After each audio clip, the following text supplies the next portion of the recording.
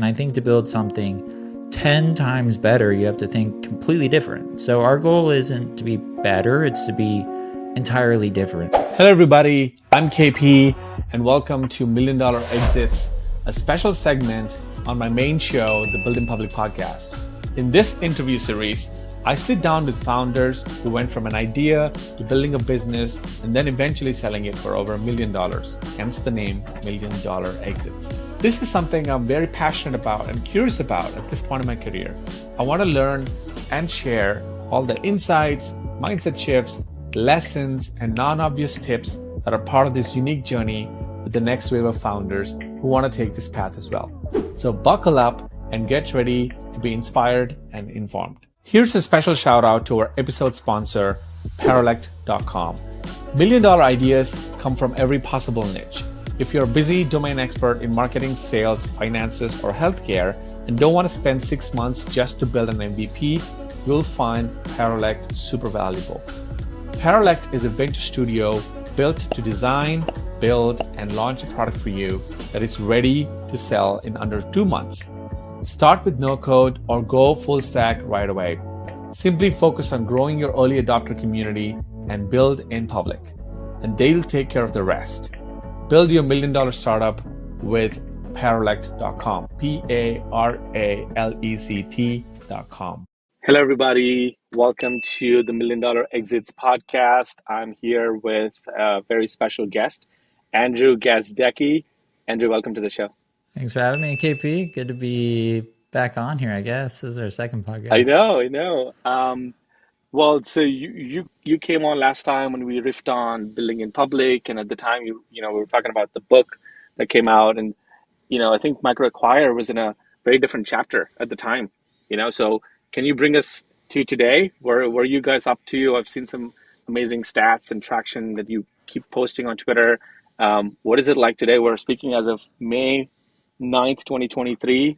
Some top of mind journey updates. Yeah, I mean, it's been a wild ride, that's for sure. And it's never a dull day at Acquire, that's for sure. Oh yeah, I'd say if it's Acquire now. I'm anything, sorry for still calling it MicroAcquire. yeah, I still got MicroAcquire in the background. I'm gonna keep that because never forget where we came from. Right. But yeah, I mean, since the last time we spoke, I mean, hundreds of acquisitions, a lot of advancements just in our tooling and our efforts to make acquisitions easier, like our LOI builder, asset purchase agreement builder, P&L builder. We're still building out that product suite so you can essentially sell your business using all of our software and our tooling. That's good. And I mean, the shipping velocity, I think it acquires is awesome. It's something to admire. I gotta stop you there though. So I'm not technical, so I gotta give a shout out to Steven Heiser. He's my VP product and my whole product team. So I have no technical chops whatsoever. Well, that makes two of us. They get full credit. They get full credit. But I got a chance to talk to some of them, and such a great team, and such a I think humble and hungry. I think it's the right sort of framing. And so yeah, I mean, shout out to everyone who's been working nonstop and putting update after update on Twitter. So in terms of the $1 million exits and sort of the premise of this episode, a couple of questions come to mind for you naturally. Andrew, you walked the path. You went from idea to exit. You've written a book about that. I guess if I have to say, for folks who are maybe dialing in for the first time and maybe want to hear that exit story of yours succinctly, how would you summarize what happened? There's a stair-stepping stuff I want to talk about, but like, when did you see the power of that exit? I'll give a brief background and then we can see where it takes us. So I've been an entrepreneur my whole life, that, KP. Was, selling stuff on eBay, all the cliche stuff little entrepreneurs do. And I went into college knowing I wanted to be an entrepreneur. I know, like, getting a job scared the shit out. Can I say on totally. this podcast? This scared the shit out of me. And so from day one, I was like, okay, I have 4 years. I went to CSU Chico State, kind of a party school, great entrepreneurship school. Really? Or program. Oh, wow. Absolutely fantastic. Well, Underrated. I could give a few shout outs. Yeah. Yeah, like Peter Strauss, Christian Friedland. I would go to them every summer with a new idea. Mm, And so they would help, me think through how you're going to find your first customers, how are you going to build this out. And then me not being technical, they'd also kind of help, my first startup was a job board. So just to kind of answer your question and accelerate this answer. Went into college knowing I wanted to build a business, and that was my goal.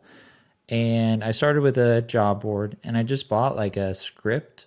It was like an Upwork clone, and I just put it on a server. But what I was doing was I knew mobile was going to be big, mm, and I wanted to just get myself in that space. I think there's a lot of probably adjacent spaces now that you can think the same way, like AI maybe being one of them. right. Just get in the game, if you will. Like if you think that's going to have a huge future, which I think a lot of people agree on.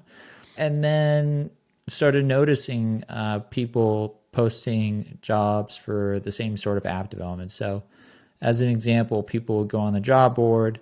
They would say, I want a mobile app for my high-end luxury hotel, and I'm willing to pay $50,000. And I Mm, saw that, and I was like, interesting. So there's these do-it-yourself website builders and do-it-yourself, other type business models. What if there was a do-it-yourself mobile app builder specifically for small businesses? right. So I sold the job board, used the money as essentially, seed funding and then I also found the developer on the job board because I Nice. knew them all. So that was a nice connection. And then, yeah, so I built this company called Bizness Apps, and it was essentially a no code mobile app builder, and ran that company for 8 years from 21 to 29 when we were finally acquired. We developed, to my knowledge, more mobile apps than any other company in the world. And the way that we would figure that out is Apple would publish how many apps they approve Mm, because they have a really stringent policy. approval Yeah. process. And then we just do simple division. So at one point at our peak, we were powering about 5% of all mobile apps created. And then we grew the company to around 10 million in annual recurring revenue when I was 29. 29. Wow. That's amazing. And that brings you to, the birth of MicroAcquire. And I feel like that, You got to call it a choir, oh my man. God, man, I'm just so, I think I need it. It's hard for me too. I just, I Job think I job love, any type of rebrand. I feel like, that you built up such a great goodwill around MicroAcquire, the brand, and so it's like it's an evolution. Acquire is still great. That OG love. It's like when you know a band and you heard the first album, you're like that's the OG stuff, right? So fast forward to Acquire. Key insight there, which I think the readers will appreciate, listeners will appreciate, was you actually personally went through the exit process, which was not was bumpy and rocky. I'm assuming, and you learned a ton about what could be improved. Is that correct? And is that the genesis for the next thing that you did? Yeah. Well, I think if you go and solve any big problem, just being able to say that you've personally experienced the problem gives you so many unique insights into the nuances, and especially when it comes to acquisitions. Like I'll give you some specific examples of kind of how I applied going through an acquisition to acquire, Mm, yeah. microacquire, acquire.com, whatever whatever we're calling it these days. So a few moments were interesting. So when you list on acquire.com, everything is private. So Mm, you have to grant buyers access to your private information, or other known as your data room. And that's because I remember the day I told my team when we were selling the business, and I waited until we had a circled closing date because my biggest fear was telling the team that we're going to sell the mm, business, and then someone. we end up not selling it, and then they're just kind of in limbo wondering like, hey, should I quit, like what's going on here. So I wanted to make sure it was high probability it was going to go through. But when I did short all hands with my team and said, hey, I'll be in the back if you have any questions, I'm happy to address them one by one. And the range of questions were, am I becoming a billionaire, millionaire? When am I getting fired? Like Mm, everything in between. So there's a lot of just emotion, and it's not something that you obviously want to publicly display to your team sometimes, or definitely not your customers. So there's privacy built into Acquire. And then also just due diligencing on the buyer as well. That's another big one. So we'll verify how many funds they have. They have to connect their LinkedIn profile. They have to verify their ID. So that was another big fear of mine is, and I due diligence the buyer of Bizness Apps, which was ESW Capital P firm, just calling people that are prior CEOs of businesses that they had bought, because I didn't want to sign an LOI, go through due diligence, and have it fall through. And LOIs can fall through for material reasons, like financials are incorrect or something like that. But sometimes they fall through because the buyer is not experienced, or just they get cold feet. There's a number of different reasons, but I wanted to know how many of those LOIs close once you sign them. So, build verification, or ability to due diligence a buyer into Acquire. So when I first launched MicroAcquire, the only place to list your business was, some other marketplaces and then business brokers. And if you listed it on another marketplace, it was not private. The people reaching out to you to buy your business was KP 4999921. I have no idea who you So are, it was so fully on I'm you not to figure out who KP 4999921 is. And so there's some nuances like that I built into the product, as well as, verifiable financials, just being able to connect, your Stripe account or whatever billing system you're using, Google traffic, just to make you presenting your data easier to buyers as well. So just like nuanced points like that, I think really helped. Dude, I gotta ask you two profound questions that just came to me as you were explaining this, and I meant to ask you, Oh, yeah, profound. Let's profound go. in my Profound. DMs, but I was like, okay, you know what? Maybe this is the avenue. One thing that blew my mind, witnessing sort of the journey from the sidelines, sort of following you. I think both of us follow each other's work. And when you came out, and when sort of MicroAcquire, the original MicroAcquire came out and making waves in Twitter land and whatever, and the internet land, there were some very established marketplaces. We can name a couple of them, Flippa and so on and so forth. The thing that was stunning to me was that you came into the market with a wedge to the market, which was a very small sliver of the feature set that they all boasted about, you know. And you've been playing the patient game since then, which is 3, 4 years ago, since I first found out, maybe 2 years, I don't know, to slowly expand that feature set, but not rushing at any point. It doesn't feel like you're trying to copy what their feature set is or anybody's feature set is. Dude, where do you get the patience from? Like, it's so crazy because you think about it. I think a lot of founders default to, oh my God, like we have to have 1,500 features because the incumbent has that. And I think there's a level of patience that you seem to exhibit, which is ironic because I just complimented the team and you 5 minutes ago saying you're so fast, you know, fast but patient. How?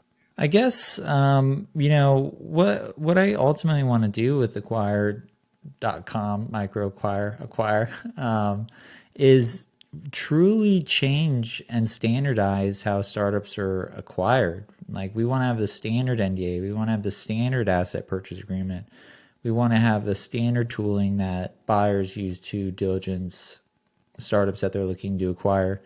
And that takes time. That takes a lot of time, especially, when we start to talk about acquisitions in the millions. And this is kind of counterintuitive, but I don't look at our competition at all. Maybe I'll look at their website once in a while, but I don't have a account, at another marketplace. I'm not signed up for broker newsletters. And, I don't recommend that for all entrepreneurs, but for me, I like, again, with our goal of trying to completely transform like how this process happens and making things more efficient, faster. And again, once you reach standardization, it makes it so much easier for both the buyer and the seller. And if we're just looking at a brokerage shop, well, we're not really disrupting anything. We're just hiring a bunch of brokers, and we're not really a product company. We're more of a sales company. And then if we're looking at, some of the more established market players, when I first launched Acquire, we're really just building a marginally better marketplace. And I think to build something 10 times better, you have to think completely different. So our goal isn't to be better, it's to be entirely different. Different. And I think if you Wow. focus too much, it's good to be aware about your competition, but obsessing over them or they did this, so we got to do that. I don't like that frame of thinking because we want to be so different that when you compare side by side, it's not apples to apples. It's really, you can tell the difference in the user experience and the feature set. Who is our customer? We view the founder as the most important person in the products that we build and why we build them. And if you notice, all of our content, all of our marketing is for startup founders rather than the buyer when everyone's kind of looking at, attracting buyers. Right. But in reality, when you have, the best startup listings, buyers naturally come to you. And then also that's your customer is the person selling the business, in my view. Or at least that was the gap I saw in the market, was a lot of places favoring the buyer over startup founders. So I think just kind of having that frame of mind of what are you trying to do? Are you trying to build something just marginally better or completely different? Because if you're trying to build something completely different, sometimes it helps to just think about your personal experiences and build what you wish, like change, I guess, as maybe this could be a quote, but like change your world, and then ideally that'll change other people's world. So solve the problems that you went through, and then ideally that will help people solve the problems that they're going through. They're going through the same thing that you went through, and you solve it in a way that you wish that you had when you were in that moment. I think that's how you make the best products and the best startups. Like I said, profound, right? I knew you were going to drop some gems, but here's another follow up. In a different direction, I'm going to take this. Another thing that stood out to me, and I know a lot of people who listen to this or who have been following you will agree, is, dude, you're putting out a clinic every day and every month, every week on Twitter about customer service. I don't know of anyone else that I know who has more than 150, 200K followers who replies as much as you do to comments, thoughtful tweets, celebrating their MicroAcquire acquisition or whatever. You're just there, and it's not that you're doing it today, when you sort of have the spotlight. I feel like I've seen you do it for the last 3, 4, 5 years since I know you and I followed you. That's just clinic in customer service. That's just clinic in keeping happy customers happier, making them happier. What's your take on this? Is this intentional? Is this unintentional? It's just how you see business? Because I think, let me tell you, this is not the standard. This is not the standard. And we both know that. Yeah, I don't know. I don't really have like a master plan or strategy around that. I just like helping people. That's kind of what motivates me, from my tweets to, whether it's a customer support question, you got it? Sure, I can answer it. Or just the tweets I write, regularly. I like helping people. It's kind of what drives me, as cheesy as that sounds. But it can get tough. So I apologize if I missed anyone's Yeah, tweets let me that tell you, sparked this with a he's never missed question. one tweet of mine. And I know this is not now, but like always, anything that there was a question or a DM or a particular, whatever, he's always there. That's just wild, man. I admire that. And I try to live up to the same thing, but Let me tell you a story. Well, I think it really just comes down to, like, when I first started MicroAcquire, I was doing everything. I was managing the product team. I was doing customer support. I was doing, all the marketing. I was taking all the listings live. I was writing the newsletter. And that amount of work just isn't possible unless you truly, truly, love truly it. love what you do. And so when I answer those questions, I'm just answering them in a way of, I'm not answering them as, hey, this is my job, I should answer. It's more just, oh, you need some help and you're using my product? That's awesome. I'm happy to help you. And, I always have respected leaders that lead from the front as well. And the story that I love to share is one of my favorite baseball players is Derek Jeter. And the reason being is my parents would take me to see the Yankees play. I grew up in Southern California. But him and Mariano Rivera would sign from center field all the way to home plate. And what that meant, and I got his autograph like 3 times, Wow. but I just thought it was so cool. He's like a superstar. He's got his whole team, and he's at an away game, and he's signing autographs for all these like people. And the point I'm trying to make is just, we do have a support team. We do have other people I can delegate this to. But it also helps me, again, like I got MicroAcquire in the background, I'm keeping it up. Never forgetting where you came Yeah. from. Like these people are the ones that make the business successful. And I think when you lose touch with the customer, bad things can happen. So it's also a way of me just being in touch of, oh, great feedback, Yeah. or, oh, I can help you right away, or whatever it may be. Really being in touch with the community, Keeping a I think keeping a can go a long keeping a ways. pulse on what people are talking about. Like this other, I think a couple of days ago we saw Brian Chesky, you know, who yet another example of, I think he shared like, hey, what are some improvements you have for Airbnb? And Airbnb is a public company; it's got $60 billion or something in market cap. And he was actually replying to some of the tweets that people were making about improvements. And Elon Musk tweeted that, saying, "I wish more founders and CEOs literally did this, some version of this, right? It doesn't have to be like exactly that. But I truly think that keeping your ear close to the ground is highly, highly underrated. And I've worked at companies, some mega companies and startups as well, where the CEOs don't do that. And you can easily tell when they're in the boardroom and they're like, you have no clue, man. You haven't talked to a customer, haven't sold anything in the last 5 days. We can tell strategy wise, this is completely, not based in reality.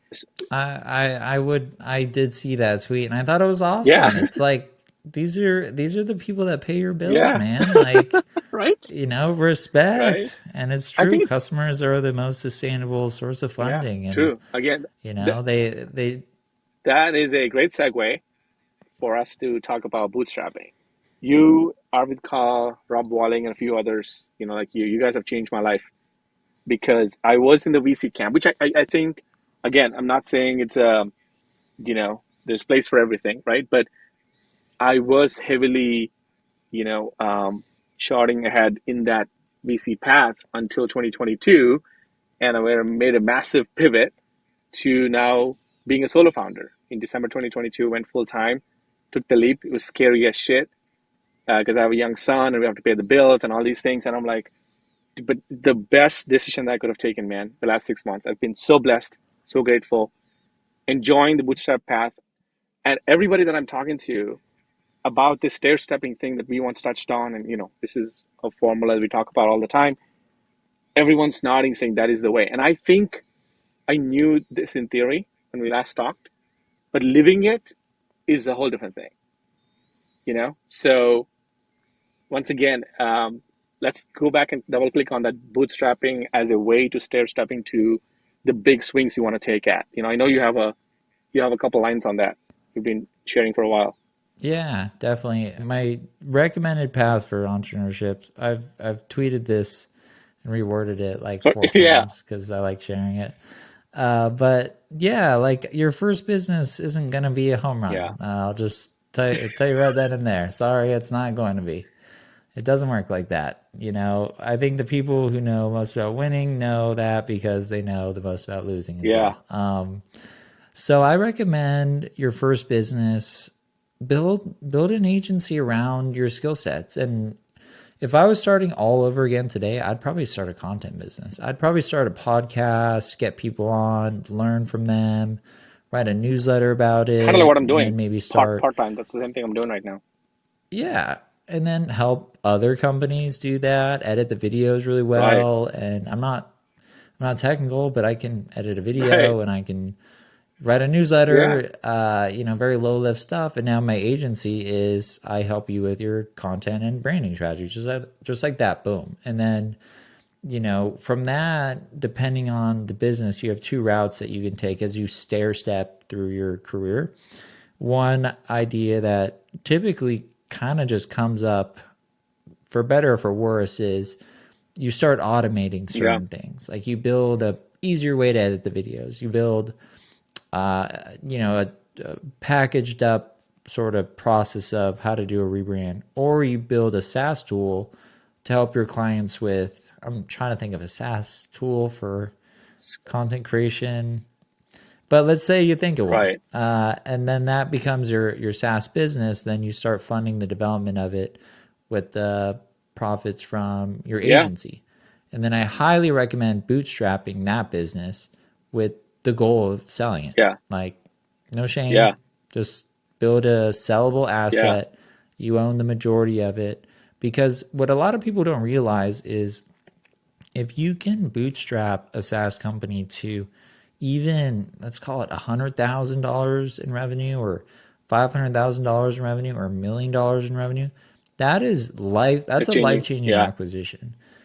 For some people, no, but those are people who are already very rich, So, and then you get that first win. And then from there, your options of what you can do next expand immensely. And I think a lot of founders get stuck in this is my life work and, my purpose and stuff like that. Mission. Yeah. And yeah, and that's great. But, I would say, get that first win because you'll be more experienced. You'll really understand whether you just want to lay on the beach for the rest of your life, do something more calm again, like do an agency podcast. That's why you see a lot of, venture-backed founders when they don't succeed, they go and bootstrap, Yeah. So maybe, you know, like when I was bootstrapping business apps, the pressure was still pretty high. My work schedule.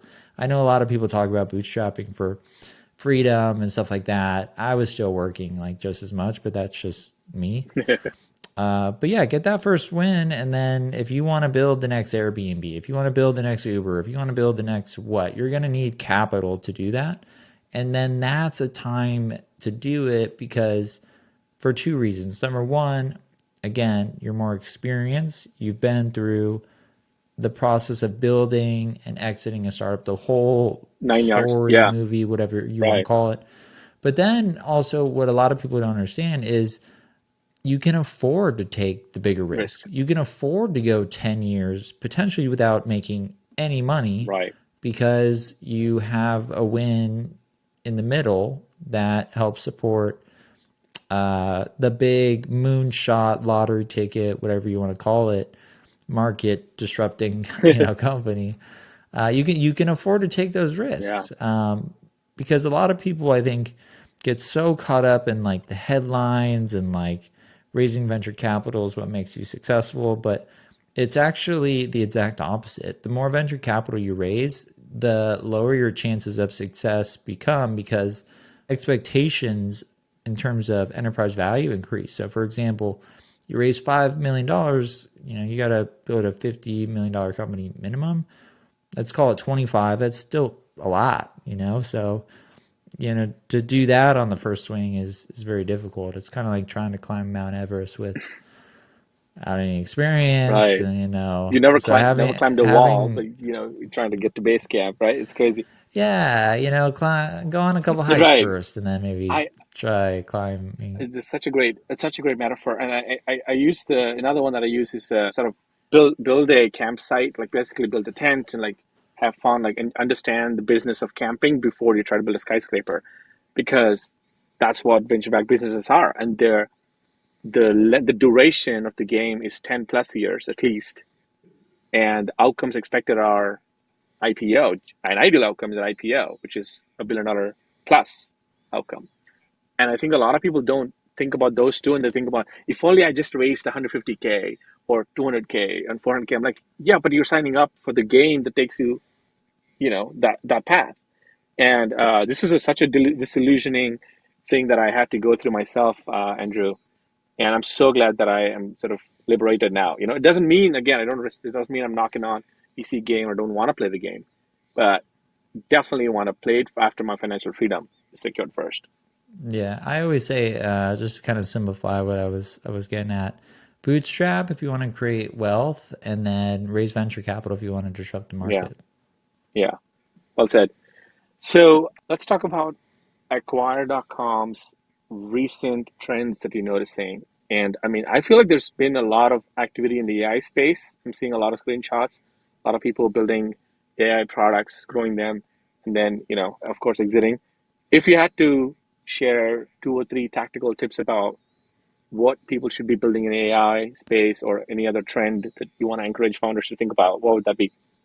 I would say so. The AI space, it's too early for me to give an opinion on. If I'm being honest, like we're seeing a flood of Yeah, them come in, yeah, and there's one debate that they're built on Chat GPT, so that might change. You have platform risk, but they're growing. Like I've seen some ones like this is a rocket ship, like 0 to 10 million in like 8 months. wow, I've Someone listed a business like that on there.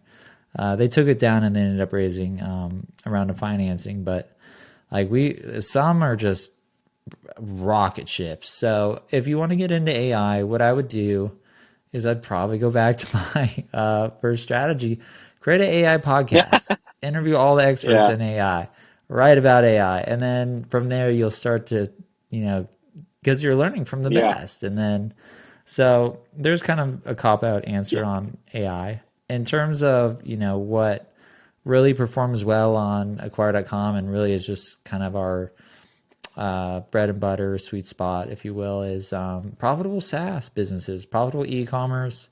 I think if you just build a great business that's profitable, you're going to have a lot of buyers reaching out to you. People are really, really, really interested in profitable startups more than ever right now. mm, So regardless if you're building a SaaS business or an e-commerce business or an agency or a marketplace or a mobile app, whatever it may be, if it's profitable and it's growing to some degree, it may not be the next Slack or whatever public company you want to name. You're gonna get buyers interested. definitely Yeah, interested in. And then the inverse is true for surprisingly venture-backed businesses do pretty poorly on Acquire because when you're losing money, you're essentially a liability. yeah, So no one wants to buy a business that's burning, $50 to $100,000 a month or whatever the number may be. And those are just really because what they're going to have to do when they buy the company is structure it to sustainability, bring it to profitability, probably reduce staff. So if you're in that situation, you're listening to this, I'd recommend positioning your company more favorably by bringing it profitability. If you because we are seeing a few of those where they just can't raise the next round of funding or whatever it may be. So if you're in that situation, structure your company to profitability, and then when you go to market to sell, you'll get a lot more buyer interest. Basically, do the work up front is kind of what I'm getting at. I feel like you'll get a kick out of this. I wrote about acquire.com in my journal a few months ago, and I said something on the lines of, "It is my intention and dream to build an idea, take it all the way to 9 yards, launch it, grow it, and like a SaaS idea, and then uh, sell it on MicroAcquire." I wonder how many listeners and how many founders who follow you and in our circles have some version of this. But you'll be happy to hear that I've made a lot of progress in that journey, and I'm really happy about that. And this is a micro coaching moment. If you're ready, I got a couple of questions for you about specifically the thing that I'm building on, and would love your advice on. Yeah, Cool. yeah, man, I love the goal. Let's see if I can help you get Yeah. there. So, well, I don't know if you saw, but so a couple of weeks ago, I started a SaaS idea, which was actually it was brewing inside the fellowship that I'm building called Building Public Fellowship, which is kind of like a community, like the on deck code community I built, and it's Building Public Fellowship, and inside of that, every week we have this friendly competition where we talk about my whole philosophy is that Twitter or content creation anywhere, it's not about output, it's not about how sort of views and engagement and likes, it's about how many shots on goal you got to do. So we created a Google sheet that tracks um, KP and Andrew and a few of all of us, and then tracks like daily output. How many tweets have you made? And they're original tweets, not replies and smileys and that kind of stuff. And it's become such a fun thing that everyone's like, it's like a video game scoreboard, and everyone is like, okay, I'm gonna be this week's champion, next week's champion. And we found such great daily activity on that. We thought one of the builders, one of the developers in the fellowship, just built an MVP with me, and we just launched it. It's called leaderbird.co. And again, following sort of some of the advice you shared in the previous podcast, I had just a card landing page with a Stripe checkout and said, "Is this useful?" And I got, I think, 3 or 4 right away paid. So I was like, okay, this is seems some. It's There we go. useful. I was like, Yeah. okay, this is it's. Thank you, Confirmed. and it's better than all the zeros I got. Let me tell you, of all the previous projects. So I was like, okay, this is there. And then I built an MVP. The guy built an MVP in 10 days. We've been having so much fun. Now we have 20 paying customers. It blows my mind. And literally, this is what I There wrote in you my journal, go. right? I was like, I want to be a SaaS founder with 10 paying customers. And so I've been feeling like this is awesome. My question to you, sort of like the micro coaching moment, is what would you do in my shoes, Andrew? I guess maybe a better framing to make it a great asset for any buyer on MicroAcquire. Sorry if it sounds Grow greedy. revenue, Does grow did profitability. the question sound greedy? I don't mean to No, like no, say like no. I'm gonna make a lot of money thing. I'm like just want to make sure that it's an asset. Well, I mean that's the goal Yeah, when you sell your business is you want to maximize your exit, yeah, and so to do that, number one, I would say, you know, be prepared in advance. Preparation before you go to market is key, and mm, what I mean by that is, putting together certain documents. We have tons of templates on acquire.com, like a SIM. It's a fancy acronym for confidential information memorandum, which mm, is basically a front to back overview of your business. But the things that buyers are going to be looking at are, what is your churn? What is your growth rate? Growth rate is huge, mm, and is this business profitable? What are the additional growth opportunities? It depends on where you are in terms of the number. If you're at millions in revenue, profitability and growth are going to be more top of mind. But if you're on the smaller end, let's say you're in the sub 100,000 in revenue, the buyers of those businesses are buying them with the goal of growing it. They want to take it from 100,000 to 500,000. And so like every buyer wants to grow a business that they grow, but on the smaller end, when you see a $50,000 acquisition versus, a $5 million acquisition, the person buying the 50K one wants to turn it into 250,000, leveraging, their marketing skills, their sales skills. So having, those growth opportunities like laid out, like things that you would do if you had an extra $1 million to grow the business. I mm, always love that question. Like mm. if you had $1 million right now to grow the business, how would you grow it? Other things is, having just really great unit economics. Like, are you able to acquire a customer profitably? Like that's massive. Like if you're spending $1 on ads, but you're getting 30 cents back, you have a business model that's unsustainable. And that's a huge red flag to buyers. But I don't know. Okay, you're at 20 customers. So what do? How do you get 1,000 customers? My answer is going to be kind of a cop out one, but just keep doing what you're doing. Like keep focusing on what's working. I think a mistake that a lot of founders make is they get those 20 customers and congrats, enjoy the moment. Yeah, Like like when you get that feeling of product market fit, it's like, it's hard to describe. It's almost like a drug. It's like this adrenaline rush. So take a moment to enjoy it. I got to say that first, because a lot of founders, I think, don't enjoy it because it goes away. and then you're chasing the You 100 have it, and but the once you, 1,000 and the whatever. Yeah, yeah, then you're just going into repetition. yeah. It's launch, consistency, and then just yeah, cop out answer, but it's true. Like just keep doing what you're doing because it's working and it compounds. And we can apply that to kind of anything I've done in my career, where you just keep doing the things that work. And I'm sure the way you got your 20 clients, you enjoy doing Yeah, it. It's through yeah. community, it's through networking, speaking with people, helping people. Keep doing more of that and then find ways to accelerate it, do more of it.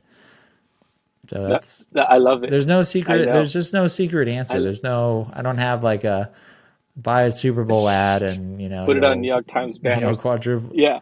I mean, I think the other thing too, what I've been fascinated in my sort of experience with this, the app is the anticipation was um, until I got to this stage, I was like, I think I had a lot of, I guess, opinions and thoughts and all that. And now that I'm here, the way I got to the 0 to the 20, it's been so much fun.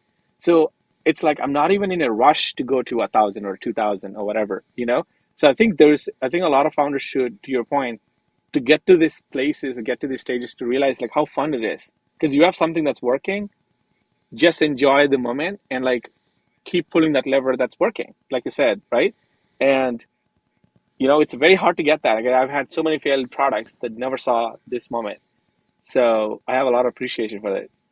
Yeah, I mean, it's in my opinion, my favorite time in startups is when you don't know how it's going to Yeah. work. You don't have any, like, MicroAcquire as an example, and I'm using MicroAcquire just for this podcast. We'll keep it OG, Consistent. original name.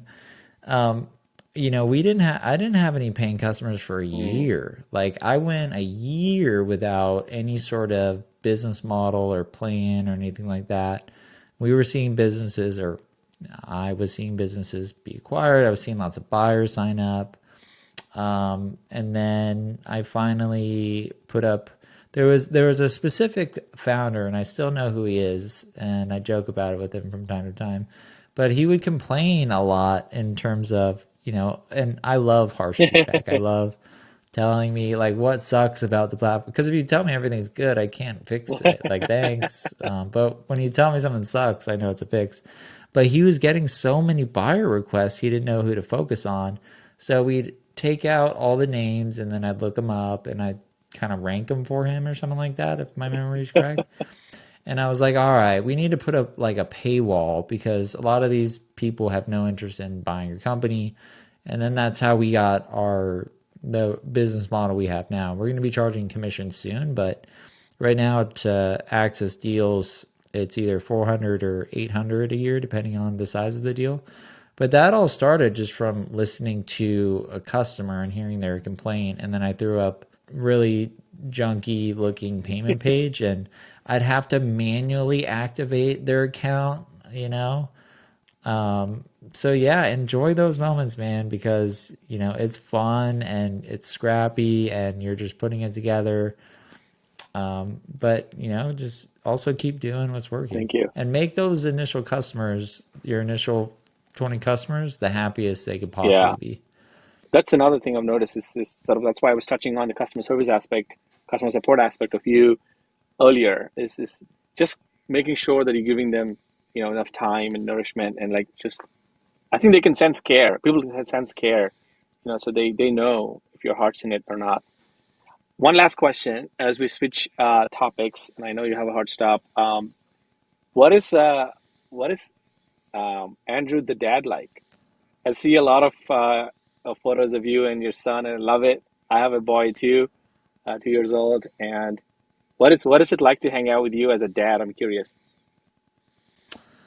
I think you Should I need to ask ask the my junior? son Yeah, I was that. gonna I say. don't. So I typically will drive him to, like, I drove him to daycare today. Um, I'll pick him up today. And I'm always the closer, so every night I read to Oh my him. God, That's like my dedicated me job. too. Oh my God, So that's so I funny. read. Yeah, How many books do you read? he's in the still in the lullaby season, so I'm like still singing like all kinds of songs, and we just bought a Grover Sesame Street Grover book. So he's not patient. He's 2 years old. He's like, done, done. Just sing. He wants me to sing. But I what gotcha. what about you? I do 5 books, Wow, and then I'll read more books if he negotiates. So if he's like, no, one one more, more. and I'll ask why. And he's also in the why phase, and the why phase. So he's 3.5. So I'll ask like why, and then I'll take it as far as we can go, because I love just the Curiosity, curiosity, and I want to inspire that into him. Like, always ask why. Like, be right? curious. But sometimes we'll go, like, he'll be like, why is it raining? I'm like, well, there's clouds. Why? Well, condensation goes up in the sky and it creates a cloud. Why? Well, it keeps the trees great. And we'll get to a point where I say, I don't know. And he goes, guess, daddy. And I'm like, I don't know. Like you got me. I But, bet he we enjoys hang that. out a lot on the week. I bet he enjoys. Yeah, Yeah.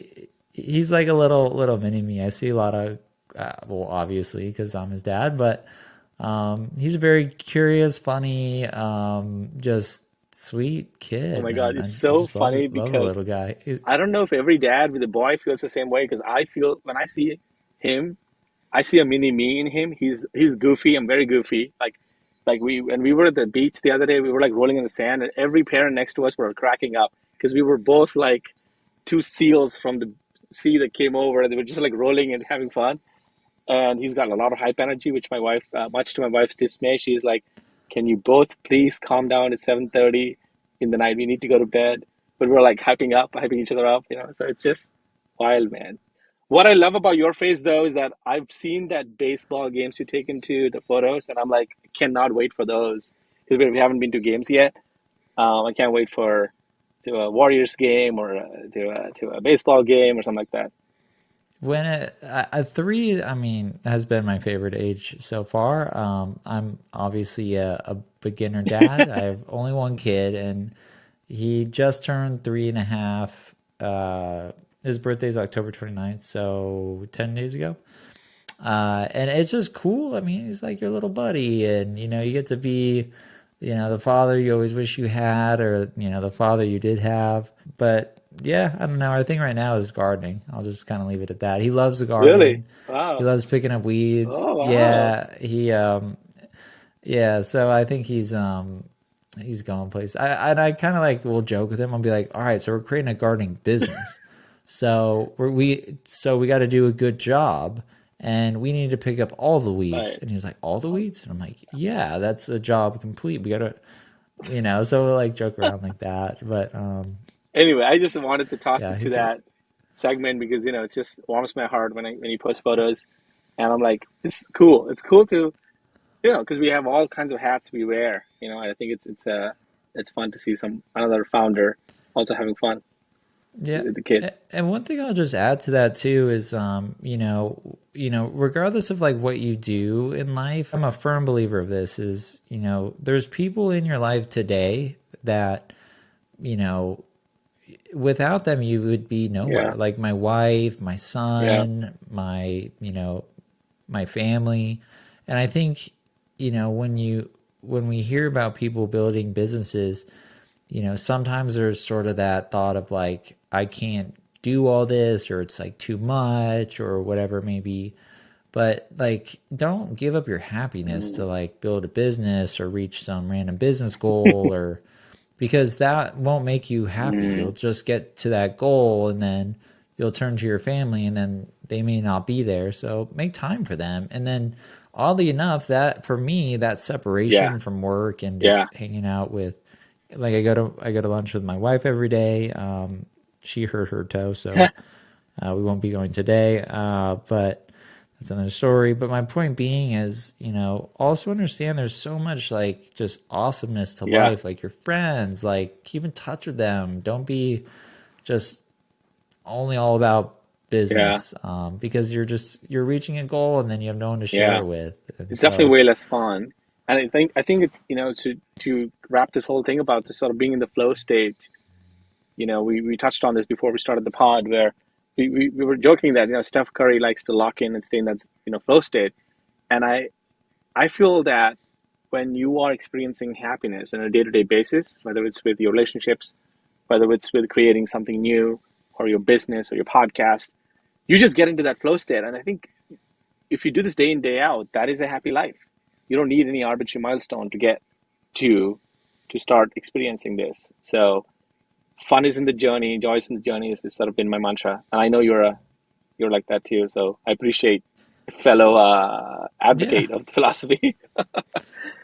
I mean, success truly is defined by you, and you can make yourself happy.